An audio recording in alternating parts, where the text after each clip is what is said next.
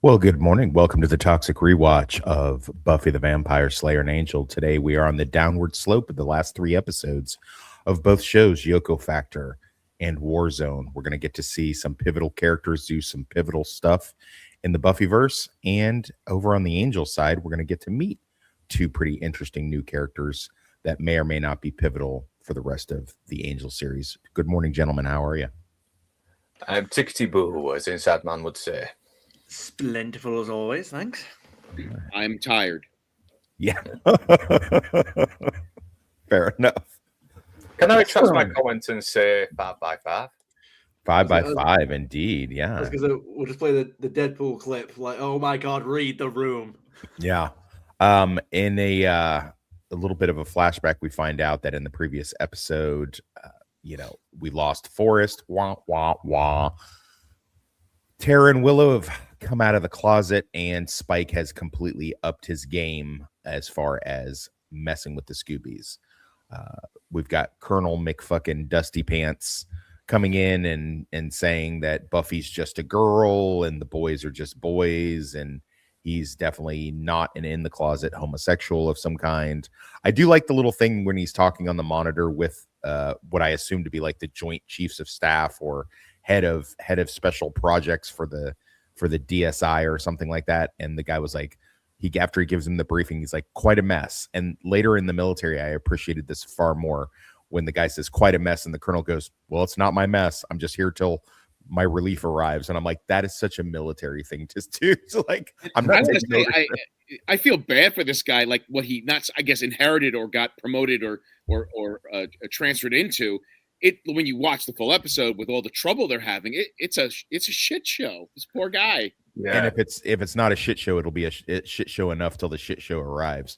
But I do appreciate that the he's making sure that when the music stops, he's because he's like earmarked for general or something, I'm sure, which is the next rung up the ladder in the military, and he's just like, nah, you ain't hanging this shit on me. This was Walsh's bullshit. It's like, he'll be responsible, but not responsible for it.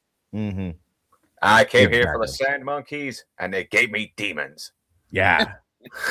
I was supposed to be over in Kosovo. I think Kosovo was going on around then. I was supposed to be in Kosovo, and instead I'm dealing with vampires and werewolves and demons. Oh my.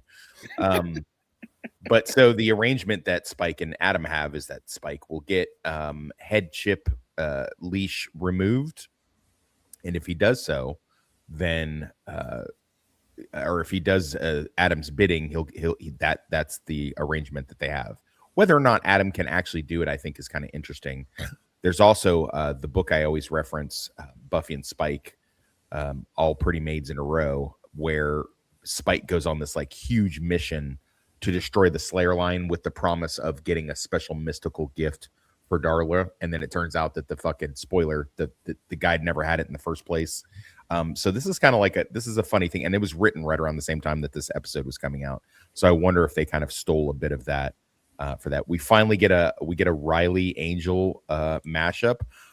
What's your guys' opinion on this thing? Well, first of all, it's it's believable. It's not just something like, oh, you're Angel, I'm gonna fuck you up. It's actually pretty believable and an ongoing joke that somebody runs into Angel, sees the Angel that we know, and assumes it's Angelus because of how fucking brutal he is. And it's like, wait, that was the good version of him, which I always like. I always like that of him. But yeah, the soldiers attack Angel for whatever reason. I'm like, was he vamped out or something? Why did the soldiers attack him? Like that's really weird to me.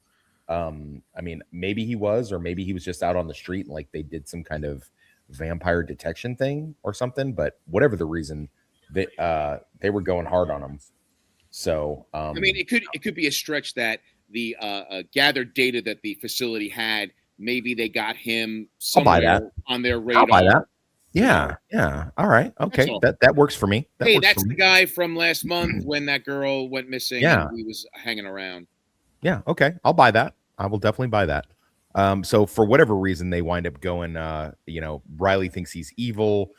Angel doesn't do a whole lot to dissuade him of that. That's why I hate this fight scene. Is because I mean I like the idea that he's caught in the wrong place at the wrong time, and then two above, and then they end up in a fight. Like it's a fine idea, but in execution, the dialogue is just so carefully. It's not even careful. It's just so purpose built from the ground up to just put them both in a fight when there's no reason for them to both end up fighting. Like Well, there's a pretty good reason.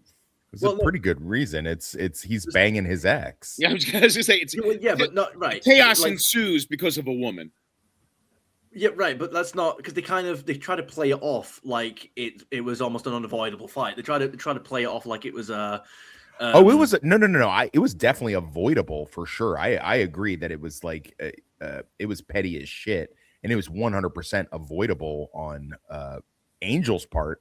I don't know if it was that much avoidable on Riley's part. I think Riley just honestly thought his guys were getting tuned up by a vampire, and then realizes it's Angel, knows what he knows about Buffy and Angel's special curse or curse breaker, whatever the fuck trigger, and he assumes that. I don't think he's that wrong in assuming those things. No, I think Riley had he was trained to fight vampires and demons, and there's a vampire, so let me take him out. Yeah. Bonus. So it's my girlfriend's ex-boyfriend. Yeah. Yeah. So like the part of Riley has like more than enough reason to be suspicious of Angel. It's just that when Riley mentions a curse and then Angel just sort of looks at him and doesn't really say much, and you're like, right, so you're not going to mention I for sure. I for sure agree with you. I 100% agree with you on that. Like Angel could have done more to be like, look, I get it. I guess you know about the curse. Okay. Everything's cool. I've still got the curse. These guys jump me. I'm not trying to. Yes, Angel could have for sure de-escalated it. That's what I mean when I say the dialogue was like forcefully made so that they don't say anything. They don't actually say what they should say to like de-escalate because they want to have the fight. It's contrived. I also like the fact that I like that Angel is that petty, and I also like the fact that later he basically lies and he was like, these guys jumped me. Riley came in the middle of it, and he wasn't forthcoming with a lot of trust.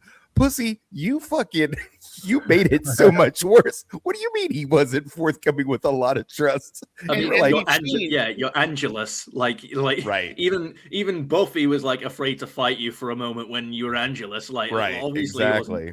I love that you played the clip there, by the way, in the background. That's in one of my quotes. Is it? Okay. And there's no way we've seen Angel climb up the side of a warehouse to get the hell out of Dodge. Right. He could have avoided that. So I gotta go.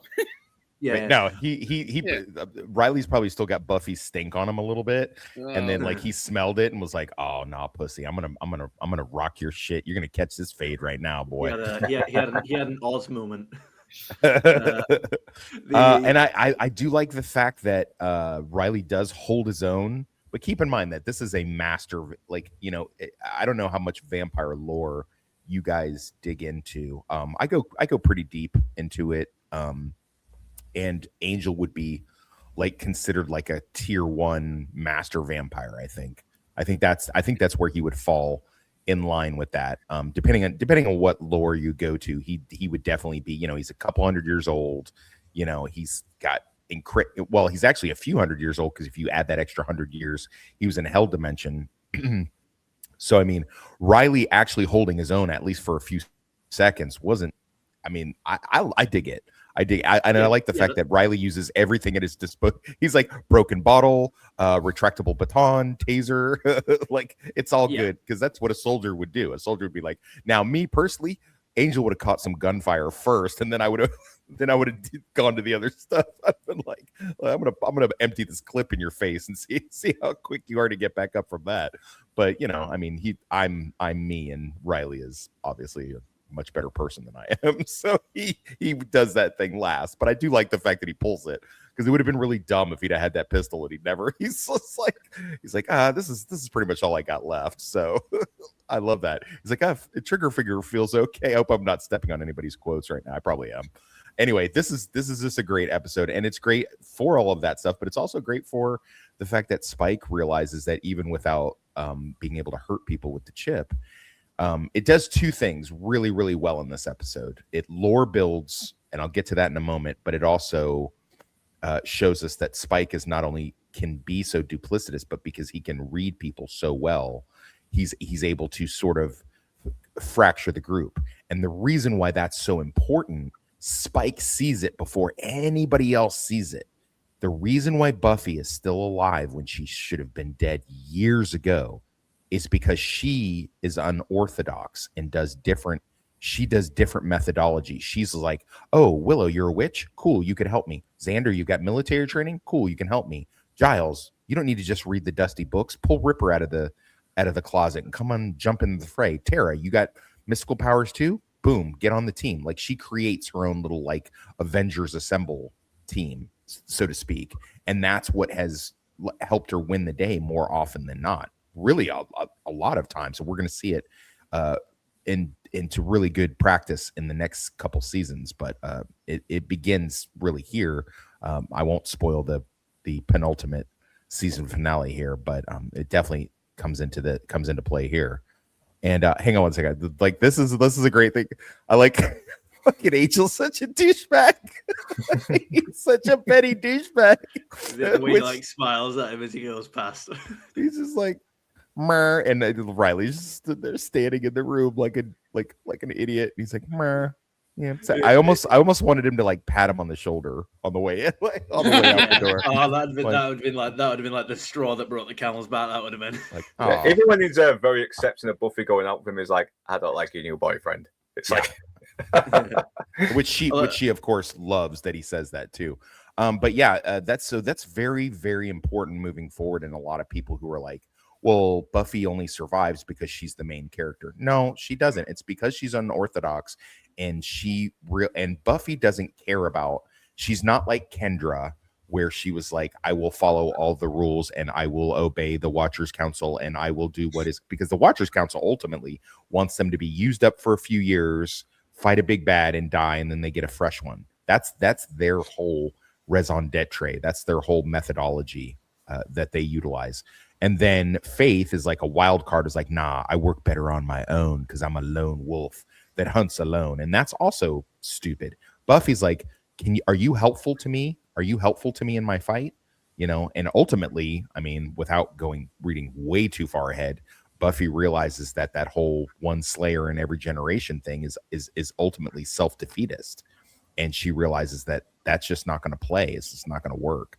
And that's what I love about Buffy, is that she's able to take these. She's like, listen, I know I know what it takes to win. So if Willow doing a spell, or Xander coming up with military tactics, or Giles letting Ripper loose, or any number or combination of these things, if any of these things is going to work, then I will use it because I want to win.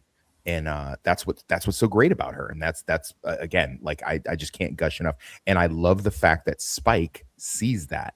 Spike is like, you know what? It's those fucking friends of hers that keep getting in the way. I remove the friends, then she's all alone, and the odds are better in our favor in this. And I love that that's not only true and brought into the lore. And I'm glad that the villain is able to see that for what it is. And yeah, Spike would have got away with it if it wasn't for those meddling kids. Spike would have gotten away with it too if not for those pesky kids.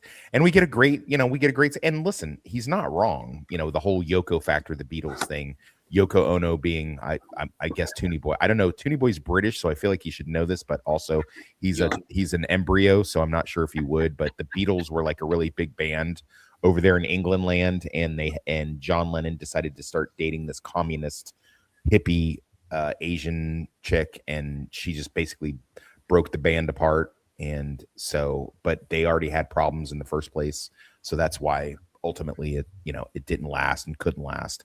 And that's basically what he does, and then hence the name, the Yoko factor, on this episode. And Spike uses it to good measure, and basically splits the Scooby Gang apart with that. It was really, I mean, his tactic, besides being what you just said, I like how he just kept hammering slightly, like very gentle. Oh, but that's what she said. Well, they were saying, and it was never like they were saying an insult. They were saying a thing that kind of hinted that maybe you got a problem. Right.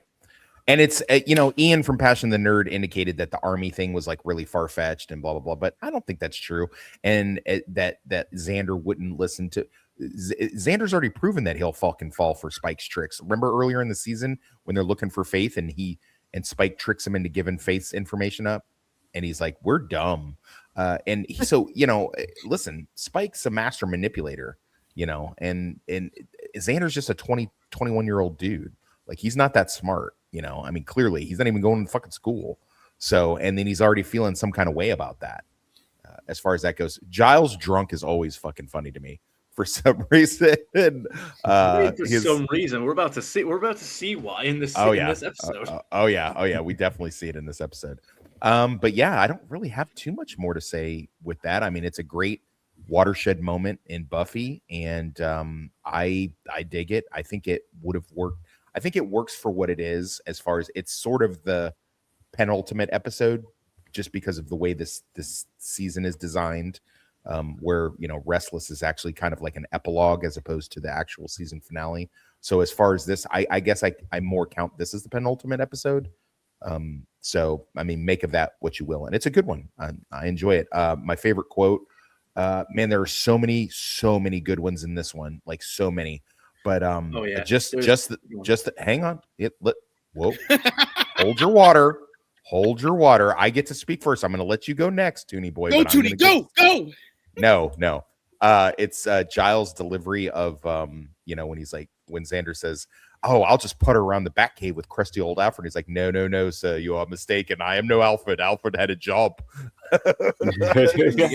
It's fine though. It's fine. I can go last because even though that's one of my quotes, I've written down about 5 quotes for both. Oh, have you? Angel. So okay.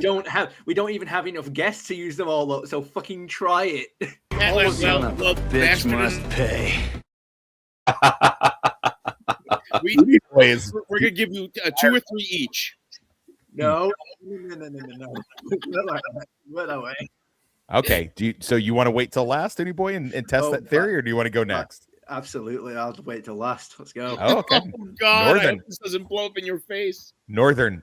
Go ahead and tell us what you thought about this episode, and tell us your quote. Yeah, it's a pretty decent penultimate episode. I don't think it's as good as the other penultimate episodes in series 2 and 3, but it's still paying off a lot of setups, like Spike kind of being the go-between between bad and evil, and kind of still being this unlikely ally, but now he's given the chance to sort of like get the upper hand and play Devad and conquer with him, which I do like. And I mean, Xander's kind of starting to feel the weight of being this loser who doesn't really do much, and I did kind of feel like Riley didn't come to the conclusion that the pure blissful happiness meant sex. I thought, really? I mean, did you not come to that conclusion? I mean, I kind of would have come to that conclusion straight away. And but it was good to see Angel back for a little bit.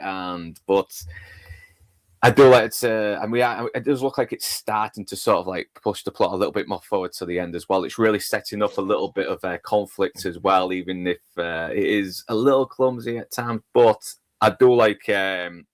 I think my favorite quote has to be the Fort Dix one. It's childish, but come on, it just cracks me up. And seeing Giles laugh at it as well just made it even funnier.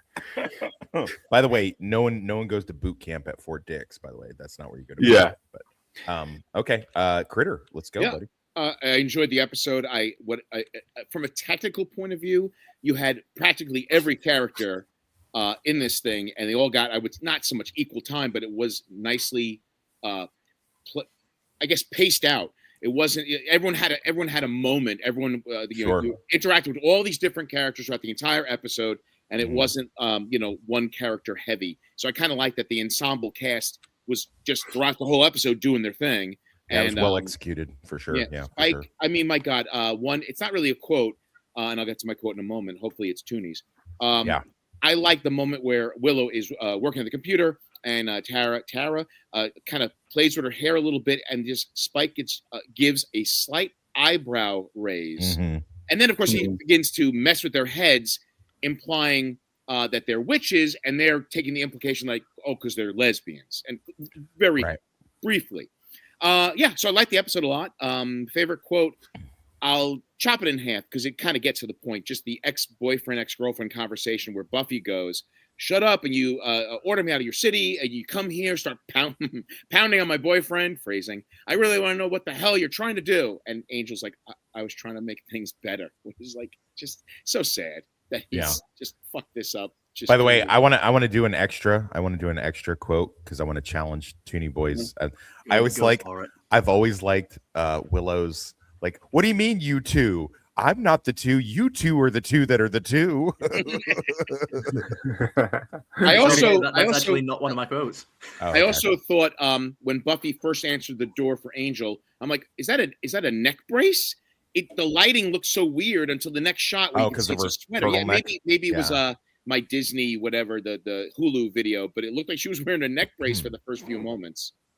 An interesting aside of that, I'll just mention. So I was reading, either Cinescape or Entertainment Weekly, probably both back then, because I didn't really have the internet like that, and if I did, it would take like 5 hours to download. But I remember it was earlier in the season, and I was reading an article on Buffy, and they had her in that outfit. They're like Sarah Michelle Gellar caught on a studio break. Taking a look at the new the book for the new movie American Psycho. She's off reading Bret Easton Ellis's American Psycho with this like really furrowed brow, and then she has like that scar on her head. So when I saw that episode, I'm like, hey, that's the thing from the thing that I saw. And so every time I see that episode, I always think of that, of her, sitting, in her trailer, just sitting there reading that book or whatever on a break or whatever, and she's obviously had her makeup done, and and she's got that, big old over fuzzy sweater, which must have been hot as shit because it's fucking summertime. They're in a studio with those lights. Holy crap. Yeah, that's got that thing but then again, she's only like 10 pounds. So, okay, Toonie Boy, thoughts in the episode, and what is your quote? What is your untouchable quote that you've got for us today? Which one? Real quick, I need the rest of the panel to each do an extra quote and see if we go for it. Go for it. No, I'm just teasing you. Go ahead, Toonie Boy, please. Okay. So, without sounding like a broken record, I did really enjoy this episode. Besides the pretty contrived like fist fight between Riley and Angel, the rest of the drama between them was pretty believable. Like once they get back to Buffy's room and they just start like eyeballing each other, and then one of my favorite moments is definitely when. And this isn't my quote, but when Riley says, "I'm not going anywhere. I'm not leaving. I'm not leaving you with him. I'm not moving an inch." And then she just goes, "All right, Angel, come with me." Go outside, and then you've got that smug look that Angel gives him, and then Riley he sticks to his promise. He just says, "Not moving an inch," and just stands there like a statue in the room on his own. I did enjoy that exchange. So yeah, as far as penultimate episodes go for like the big bad, you don't really get. This isn't really the season that has the impending dread that other seasons will have, but it definitely does fracture the group in ways which will progress the main narrative in the later seasons. My favorite quote. Which one do I pick? Okay, all right. We'll go for a drunk Giles quote. Everyone's piling on Buffy for being Buffy. While the group's fracturing, and then Buffy tries to defend herself. You guys, this is crazy. Oh no, it's not. Now it's all starting to make sense, and I'm not going to miss a moment of it. And he misses the chair and falls to the ground. Yeah, drunk Giles is great. Is a great Giles. This episode has so many banger liners. I mean, we could sit here and just quote the shit out of it. Oh yeah, all day long. Definitely, very, very well done. I think I feel like this is a David Greenwalt thing. You guys will get to know his name a lot more with Angel as we move forward, but he's really good at quippy one-liners. You'd think it was Josh, and sometimes it is, and sometimes Josh, not Josh. Excuse me. Sorry, I'm a little bit extra lispy today. Sometimes Josh would come in and polish stuff up, and I know this because I've seen like behind the scenes interviews, and people would be like, "Oh, you wrote that one episode. That's my favorite. I love that line where that," and they're like, "Yeah, that was actually a Joss thing," because he would, he got his start as a script polisher, so he's really, really good at that. Anywho, let's move on to Warzone, shall we? All new Angel, lost and alone. The young the city has forgotten. Those who need Angel the most would rather die than trust him. You're gonna get yourselves killed. We gonna get you killed first. I'm getting the impression you don't like me too much. An all-new Angel.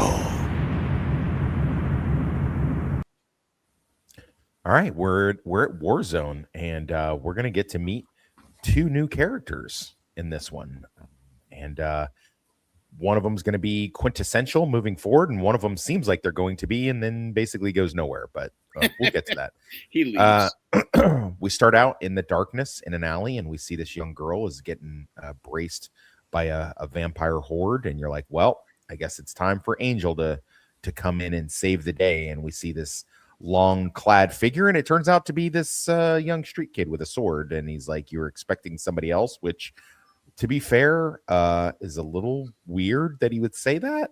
Like, I mean, I know he's saying it to the audience, but whatever. And then he shows up, he rocks up to the set with I remember it being referred to in one of those magazines that I like to read, the Entertainment Weeklies type thing. I remember them being Gunn and his gang being referred to as the Low Rent Initiative, and I can't ever unsee that. So I do like that. Although I don't think they're that low rent, because his shit's pretty good. Oh, they were completely strapped with some decent equipment, and you could say he said strapped. You could dork. say he's a low rent Timu Blade, but I think he holds his own in this episode. Oh, facts. Yeah, facts really for good. sure. Yeah, for sure. Kind of reminds me of the gang from Blade Trinity. Blade. Yeah. Except like, except they don't have like hyper unrealistic tech with extra stuff fitted onto it. They have they have basically they have everything that our fucking Buffy regular characters should be carrying on the daily. Yeah. I think I mentioned every that single one of them is holding a crossbow, but Xander and Will are just there. Yeah, they just walk around with bags of chips and fucking. They're like, well, we got the Slayer, so we're good. Occasionally, they'll carry a stick with them as like a stake, kind of. Sometimes. I really enjoy this juxtaposition of the street battle and then the fancy party that Cordelia somehow got them into this. Like, she was like, okay, we only do supernatural cases, but I'm gonna find a rich guy supernatural case. That she somehow finangled this, and we get to meet David Nabbit, which is this, I would assume he's like a tech billionaire of some kind or whatever, and he's a total nerd. And this episode happened to come out right around the same time that he got famous for being Michael Bolton in Office Space. Got my pistol point cocked, ready to link shots nonstop until I see your monkey ass drop. I love that film. I just love this actor in it. I really do. He's so good. Why do I have to change my name? He's the one that sucks. So anyway, not Michael Bolton is being blackmailed, and he's being blackmailed because he's been going to a brothel that caters to rich people who have a weird demon fetish.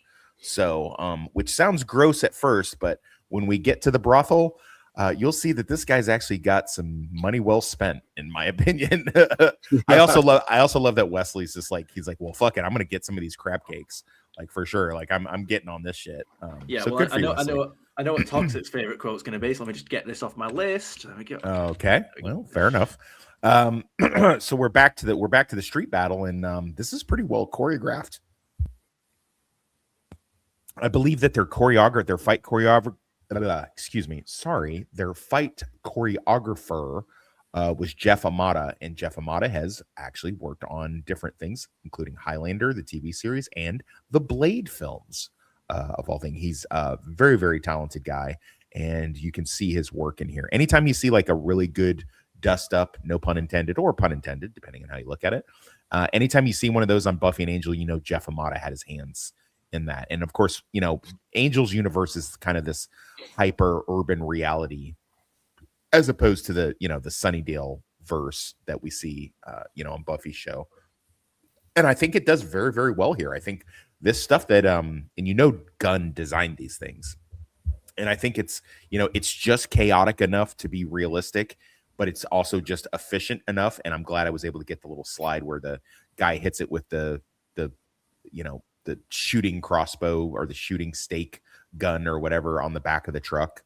And I love the fact that they would have to have it mounted to the back of the truck because of the propulsion and all that, and he nails the thing and dusts him. So pretty cool, really really cool fight scene. I also like the fact that he's got the little homage to the Lost Boys, which Tooney won't get that reference, with the big old wooden pile driving stakes on the front of the truck. So that's pretty cool.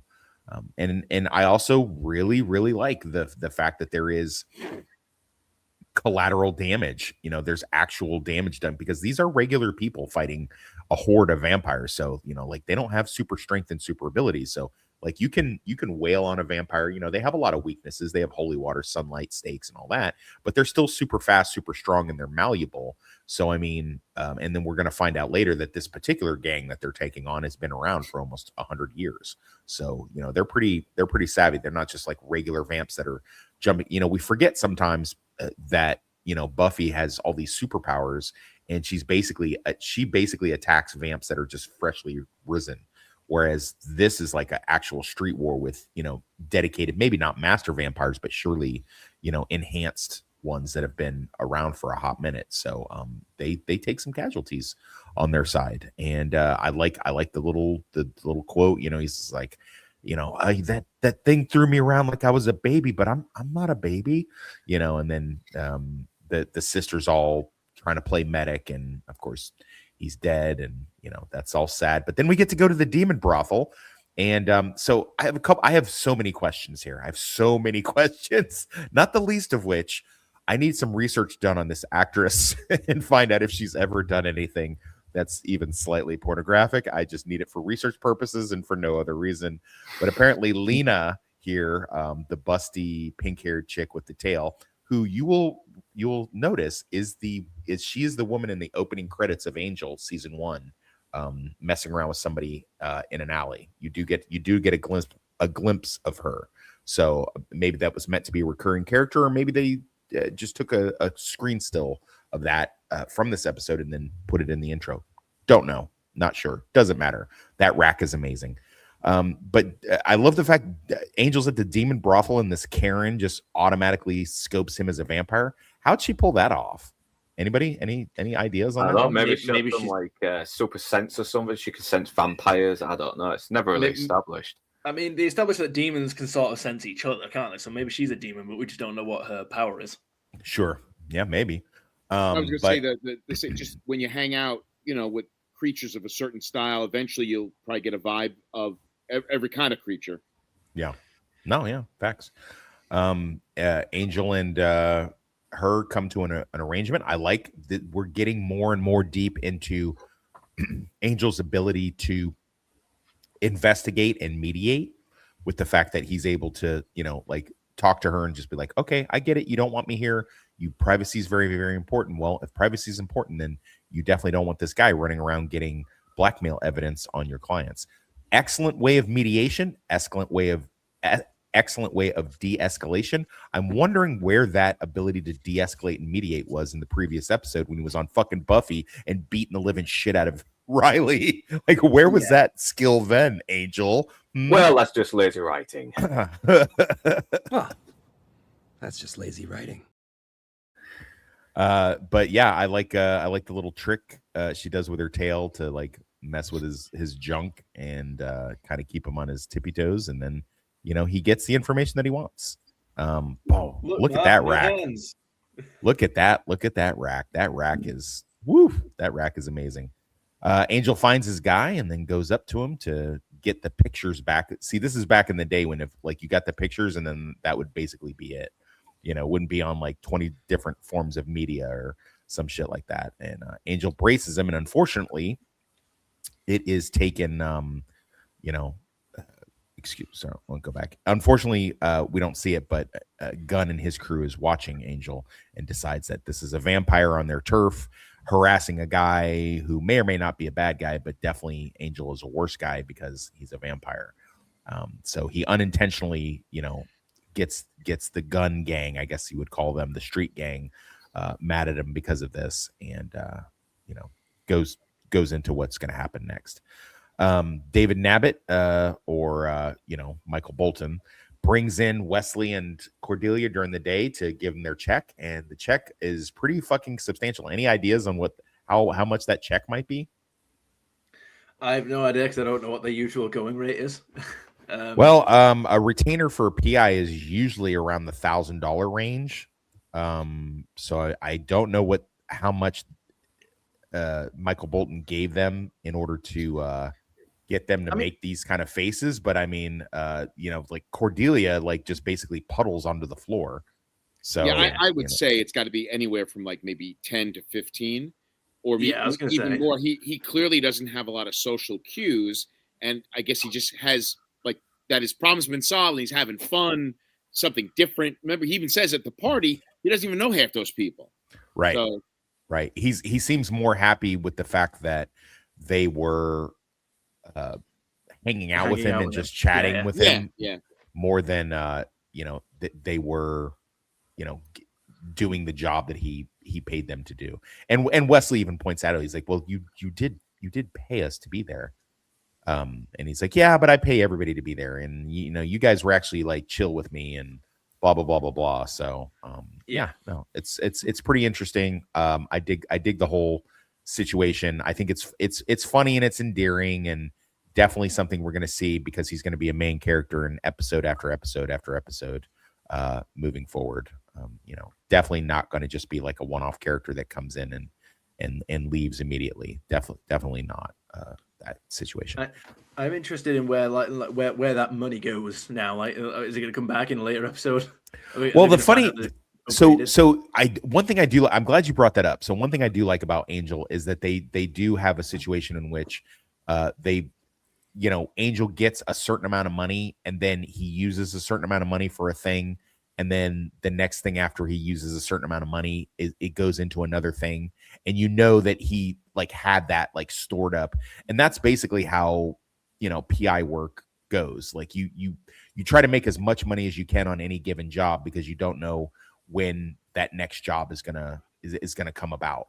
So you have to kind of use it sparingly as much as you can anyway. So I do like that about, because I've done like calculations, like watching Angel and watching some of the things that he does, and he like makes a bunch of money on one job and then winds up doing something else in another job. Anyway, Angel winds up running afoul of the group. They have some sort of Home Alone type situation, but super lethal in there. And I think it's one thing, if I have a nitpick about this episode, is that Angel seems like he seems mystified that these guys would have a problem with him. He's like, wait, I don't understand. Why are you guys attacking me? Because you're a fucking vampire, Angel. Like, stop it. He's used to this by now. And he does accidentally, or maybe not so accidentally, hit the tripwire that goes off, and it's going to shoot a bolt into Alana. I want to say maybe Alana. That may not be right, but the sister of Gunn goes in and Angel stops it. But then later, those vampires come in, the Nazi vampires come in, and they attack. They grab her in a pretty interesting daylight raid and pretty brutal scene. Gunn goes on a rescue mission. They wind up locking Angel in a freezer, and then he finds out the hard way that she has in fact been turned, and he has to wind up dusting her. And they have kind of a standoff, and Angel comes in, basically says, hey, this is my town. I really feel like Gunn and his crew and Angel probably could have wrecked the rest of that vampire group, but whatever. I get the point of what it is. And Angel calls himself Angelus towards these vampires, but maybe that works better because, then it's simpler to deal with that in that way, because then now these guys on the street are going to be like, well, Angelus is in town, so let's not fuck around here too much, and they pass the word on to other people. Maybe that's the thing. I'm not really sure, but whatever it is, it works. And strangely enough, and I'll get to this question in a minute. I was very surprised Gunn makes it to the end of the episode and winds up being a recurring character, and it's even hinted at the end when Angel's talking to him and trying to help him deal with his grief, and Gunn makes a point. Well, I don't need your help. And he's like, yeah, but I might need yours. So, and I like that. And that's kind of how they begin their sort of pseudo partnership, which will, lend itself to the next season. And yeah, that's basically it. I really like this episode. I really like the introduction of other characters and other facets of the private detection thing. I love that there is a dedicated street group to taking on, you know, vampires and demons and stuff like that. I love Charles Gunn's character. He's one of my favorite side characters in the Whedonverse. I love the direction that he goes. He doesn't have the best character arc, but he's got a fucking great one. And he has a lot of nuance to his character. And I think the guy that plays him, whose name escapes me right now, I think he does an incredible job of bringing it to life, because this could have been a really simple one-note character. And I kind of get the impression that it was designed to be a one-note character, but he elevates it to another level. And I really, really enjoy that. My favorite quote is when Angel's interrogating the guy, and the guy's like, well, what do you want? And he's like, oh, I want a family, you know, I want a happiness, I want to get a boat, maybe a little house. He's like, you know what, I'm never going to get any of that. It's like, neither are you if you don't do what I want. So that's my favorite quote of the episode. So Northern, give me your thoughts, regale us with a little bit of introspective, and tell us what your favorite quote is. Yeah, I think this does sort out a problem that Buffy had as well. That the whole area of Sunnydale was basically just relying on Buffy to just do it. And this time, you're getting people who have seen this stuff and actually want to do something about it. And these are not slayers or trained demon hunters. These are just average people who've had to sort of adapt and learn how to survive and take on these people as well. And it does kind of feel much more grand as well, because it's in the city now. It's in the grittier areas of Los Angeles, and it's not like on a studio town like Sunnydale, which doesn't feel as realistic. And it does. I like how this is sort of expanding on this universe a lot more, and actually giving it more of a realistic, gritty feel. And yet, Gunn is such an awesome character. This is such a great introduction to him as well. He's already gotten some context into why he's doing it, but now that he's had to kill his sister, this has added even more layers that's made him more complex and interesting. And it was such a smart idea just to have him as a recurring character, because we've got someone who with a strong motivation for doing this. It's kind of like how Batman loses his parents, and it's that guilt that's influenced him to become this creature of the night. And I just love it. It does feel a little bit better. I think this is why this series is better than Buffy season 4, because it just makes the universe feel a bit more realistic this time instead of just fantastical. And my favorite quote is David, such a strong masculine name, feels really good in the mouth. And yeah, Michael Bolton, always a good laugh. Michael Bolton's always awesome. He is. He's a funny guy. He's so endearing in this episode. So yeah, that's my 2 cents on this episode. Moving on. Okay. Critter. Okay. To let Toxic down. Kimberly James, who plays that Luna, that demon, that pretty demon. Okay. No porn, but like Baywatch Hawaii, Everybody Loves Raymond, and apparently she was also in Mystery Men somewhere in there. Fuck. Exactly. Anyway, not to be confused with a Kimber James, who is a porn star. I love this episode. Kimber James, you say? Wait, what? Yeah. What? Kimber. Let's. There's so many sites. Which site? Daddy, when are we filming, Daddy? Come on, Daddy. And it had elements of Near Dark, when they're all wrapped up in their gas mask and heavy cloaks to. Oh yeah. I didn't think of that. Yeah, cool. Lost Boys and Blade. I mean, action packed. And killing his own sister. That was painful. I thought he was gonna let himself get turned to like join her. Okay. Well, you know what? I'll wait. I'm gonna hold my water. For a second. Okay, no. I like that. It's a silly. Not silly. It's a fun TV show. That was a really brutal, powerful moment, because he's killing his sister. That's his mission, and she's now the undead and doesn't want his sister to live like that. Favorite quote. David, are you familiar with Dungeons and Dragons? Angel. Well, I've seen a few. Wesley, you mean the role-playing game? Yeah. Toonie boy, go for it, buddy. Yeah, right. No, I just love that 3 people have given quotes now, and none of them are the one that I've got. None of them are the 4 that I've written down. Oh, you're so smart. God, it's so good to have a really smart. Everything's coming up, Toonie Boy. Yeah, everything's coming up, Toonie Boy today. It is really good. I should get my own season of in the Buffy universe. Right? Wrong. Oh, don't kill Toonie Boy. You couldn't have even given me like a warning first. God damn it. All right. It's funnier if I don't. That's the thing. Okay. All right. Fine. So yeah.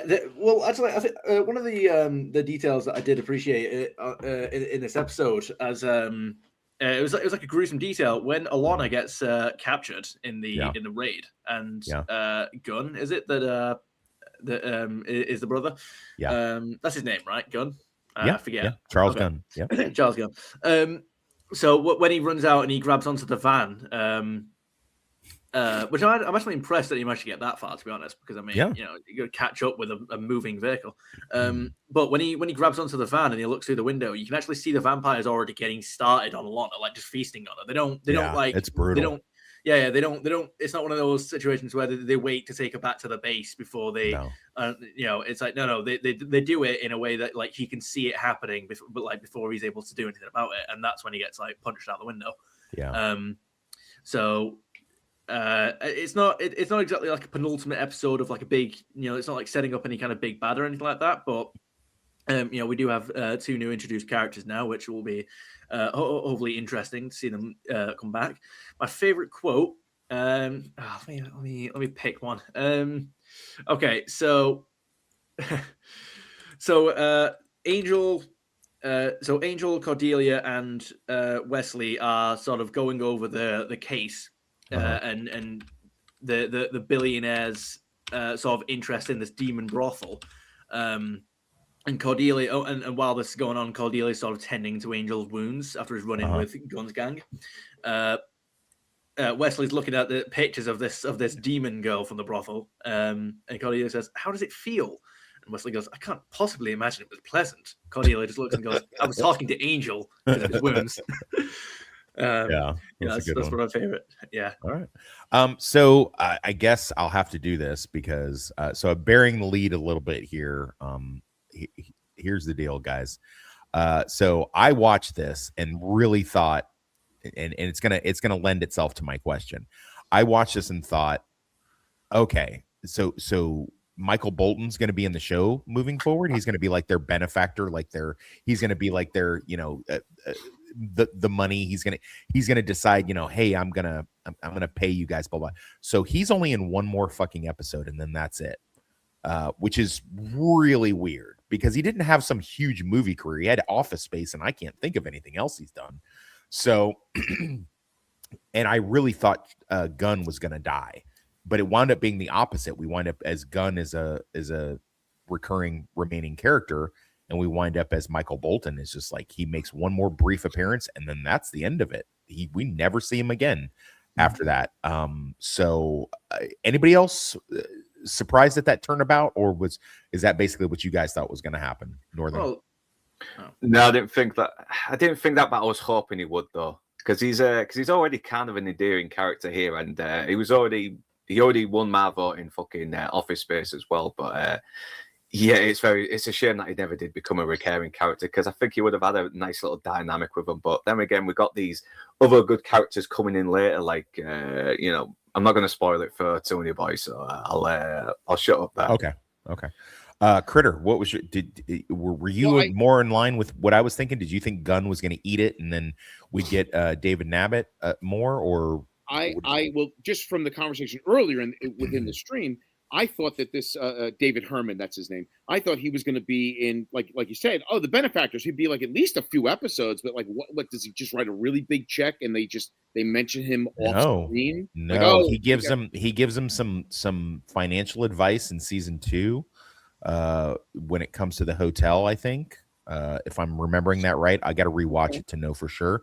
But then, and I was excited to see him back, and I was like, "Oh, okay, he's coming back, cool." And then you literally never see him again, literally, never. And I honestly thought, it's Eric, right, the Vampire Slayer guy. Yeah. I didn't really think he was gonna die. I mean, he was still holding his own. in a moment, I thought his sister was going to turn him, and he stabs her. Like, oh, so yeah, he clearly made it. And on a side note, David Herman, he has not done anything movie-wise other than Dude, Where's My Car and Idiocracy. Everything on his review with his credits, tons of Futurama and cartoons and Bob's Burgers and Berry. So he's done a lot of voice work. Okay, all right, Toonie Boy, go for same question. Yeah, so with the billionaire guy, I did kind of expect him to be coming back a little bit more, especially because part of his character was that these were sort of the first real friends that he's had, and he wasn't even. Well, it wasn't just that they were. He kind of got the impression that they weren't just hanging around him because he was paying them loads of money. They actually stuck around and spent some time with him, and then obviously he rewarded them with a fuck ton of money. So I do kind of find it surprising that, unless he dies or something, but I'm not going to coax that answer out of you. I don't have an answer to give you because he doesn't. He just disappears. So he just doesn't. Right. So it's not that he dies on the screen; he just doesn't appear in the rest of the show. Yeah, I think he maybe even gets mentioned subsequently once, or maybe even in that same episode. I'm not really sure, but I think he gets mentioned, and then that is it. It's say no more for Michael Bolton, So I don't know.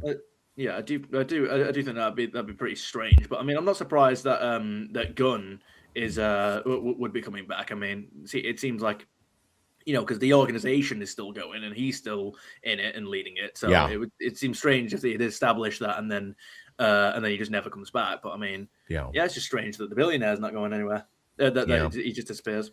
Well, like I said, it was a total Uno reversal for me. I really thought it was going to be like a tragic, because he was so over the top with Charles Gunn. I was like, there's no way this is going to be like a recurring character. And if he is, he's going to be severely one note. But I was wrong on both counts, and I'm very, very happy to have been wrong because he's, like I said, he's one of my favorite main characters on Angel. So everybody mute your mics for the outro because it's not one of the things that overrides the system, and we're gonna take a look at a little Charles Gunn tribute.